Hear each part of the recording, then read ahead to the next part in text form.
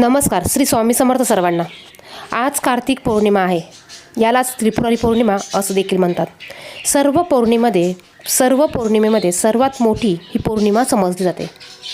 आपल्या घरामध्ये जर का लहान मुलं असतील, आपल्या घरामध्ये लहान मुलं किरकिर करत असतील, काही वास्तुदोष असेल, काही आपल्या घरामध्ये अडचणी असतील, आपल्या घरामध्ये लक्ष्मी टिकून राहत नसेल किंवा इतर काही दोष असतील, काही अडचणी असतील, काही समस्या असतील, मुलं अभ्यास करत नसतील, किरकिर करत असतील, मुलं अभ्यासात हुशार असतील पण काही कारणास्तव मुलांना दृष्ट लागल्यामुळे, नजर लागल्यामुळे मुलं जर का अभ्यास करत नसेल, घरात एखादी व्यक्ती सारखी आजारी पडत असेल, कितीही दवाखाना करून तिला जर का त्याचा उपयोग होत नसेल, तर अशावेळी आपल्याला आपल्या घरामधून ही एक वस्तू बाहेर फेकायची आहे. बघा, पौर्णिमा, अमावस्या ह्या तिथी, अशा काही विशिष्ट तिथीला आपण असे छोटे मोठे उपाय हे करायचे असतात. आपल्या घरामध्ये जर का काही अडचणी असतील, काही वास्तुदोष असतील, काही साठलेली निगेटिव्ह ऊर्जा असेल किंवा इतर काही गोष्टी असतील की त्या गोष्टींमुळे आपल्या घरात सारखे वाद होत असतील, तर या कारणांसाठी, या सर्व गोष्टींसाठी आपल्याला काही उपाय हे करावे लागतात. हे उपाय आहेत, ह्या काही सेवा आहेत. आपल्या चॅनलवर भरपूर असे उपायांचे व्हिडिओ आहेत, ते देखील तुम्ही पाहू शकतात. प्रत्येक पौर्णिमेला तुम्ही हा उपाय करू शकतात. त्याचप्रमाणे अशा काही विशिष्ट तिथीला, अशा काही विशिष्ट पौर्णिमेच्या दिवशी, अमावस्येच्या दिवशी तुम्ही हे उपाय करू शकतात. तुम्हाला फक्त या काही गोष्टी आहेत, या काही गोष्टी तुम्हाला तुमच्या घरातनं बाहेर फेकायच्या आहे. बघा, यामुळे तुमच्या घरातील सर्व अडचणी, सर्व दोष हे दूर होणार आहे. तुमच्या घरामध्ये जर का अलक्ष्मी असेल तर ती निघून जाणार आहे. तुमच्या घरातली दरिद्रता निघून जाणार आहे आणि यामुळे तुमच्या घराची भरभराटी, तुमच्या घरातील मुलांची, तुमच्या पतीची प्रगती होणार आहे. आपल्याला काय करायचं आहे तर बघा, कार्तिक पौर्णिमेला संध्याकाळी आपल्याला हा उपाय करायचा आहे. हा उपाय आपल्याला सायंकाळी करायचा आहे. उपाय करताना आपल्याला कोणाशीही बोलायचं नाही आहे. या उपायासाठी आपल्याला काही वस्तू लागणार आहेत. तर बघा, या वस्तू तुम्ही लिहून घेऊ शकतात आणि दर पौर्णिमेला, दर अमावस्येला हा उपाय तुम्ही व्हिडिओ जरी नाही बघितला तरी तुम्ही हा उपाय करू शकतात.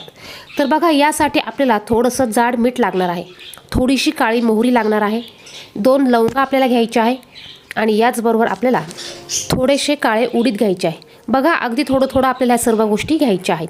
या सर्व गोष्टी घेऊन आपल्याला ह्या सर्व गोष्टी आपल्या उजव्या हातात घ्यायच्या आहे आणि ह्या सर्व गोष्टी घेऊन तुम्ही देवघरासमोर बसू शकतात.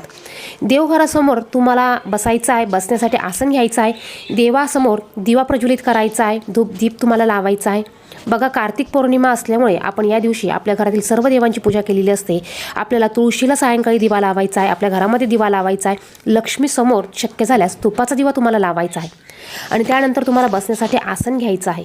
या सर्व वस्तू तुम्हाला तुमच्या उजव्या हातामध्ये घ्यायच्या आहे आणि तुमच्या ज्याही काही अडचणी असतील, जेही काही तुमचे प्रश्न असतील, जेही काही प्रॉब्लेम असतील, न सुटणाऱ्या कठीणातील कठीण इच्छा असतील, त्या तुम्हाला तिथे देवांसमोर बोलून दाखवायच्या आहे.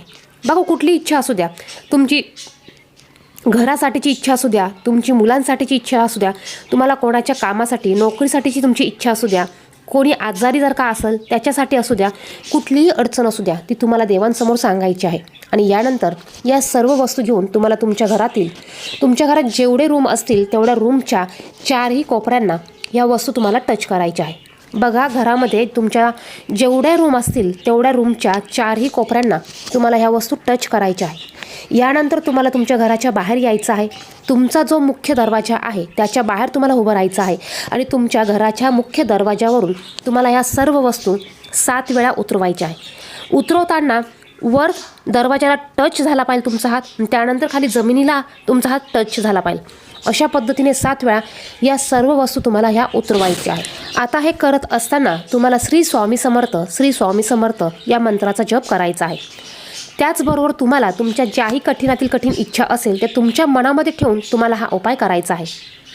यानंतर ह्या सर्व वस्तू आपल्याला एखाद्या मोकळ्या ठिकाणी जाऊन टाकायच्या आहे किंवा मग जिथे 3 रस्ते फुटतात किंवा 4 रस्ते फुटतात अशा ठिकाणी तुम्हाला नेऊन टाकायचे आहे.